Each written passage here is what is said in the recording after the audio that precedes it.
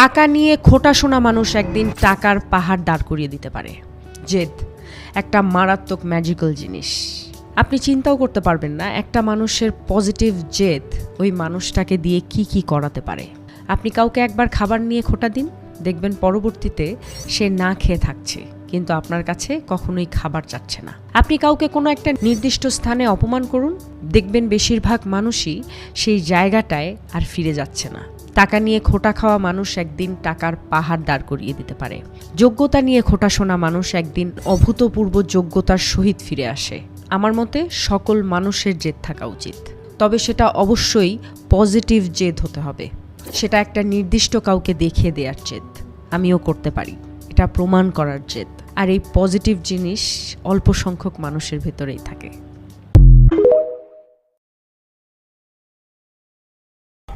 বেনামাজির চেহারা দেখলেই তো বোঝা যায়, কালো, দয়া মায়াহীন, নির্লজ্জ, বেহায়া, বেশরম, অসভ্য, আল্লাহর দুশ্মন, রাসূলের দুশ্মন। গোটা মাখলুক যে সেজদা করে না তারে গোটা সৃষ্টি লানত দেয়, গোটা মাখলুক লানত দেয়। আল্লাহর সমস্ত সৃষ্টি বলে তোর উরফে আল্লাহর গজব, আল্লাহর লানত পড়ুক তোর উপর। তুই আল্লাহর আযাব টেনে আনছিস। প্রত্যেকটা নাফরমান, প্রতিটা গুনাহ আল্লাহর আযাব টেনে আনে।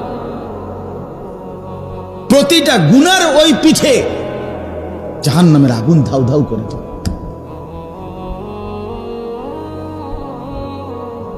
মিথ্যা বললে প্রতিবাদ করো বেটা। যদি বলি না হুজুর আপনি ভুল বলছেন, আমরা 90% নামাজ পড়ছি, তো দাঁড়াও, হিম্মত করে বলো, প্রতিবাদ করো,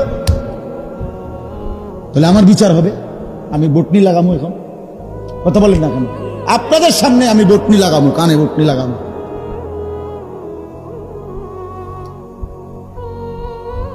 তোমাদের সামনে বটনি লাগামো, এখন আমার বিচার হবে।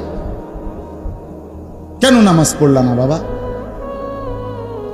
এই মুসলমানের বাচ্চা, নামাজ পড়লা না কেন? এই জন্য আমি দিবানিশি বলি বাজান, যে ঘরের ছেলে নামাজ পড়ে না, মেয়ে নামাজ পড়ে না, বিবি নামাজ পড়ে না, আহা আল্লাহর কসম, উচিত ছিল ওই ঘরের বাপ মা শিক্ষেরা কান্দা, ওই ঘরে কান্নার রোল পড়ার কথা ছিল, ওই বাবার চোখে পানি ঝরার কথা ছিল, ওই মা চিৎকার করে কাঁদার কথা ছিল যে হায় আমার কি হবে, আমার সন্তান তো নামাজ পড়ে না, আমার মেয়ে তো নামাজ পড়ে না।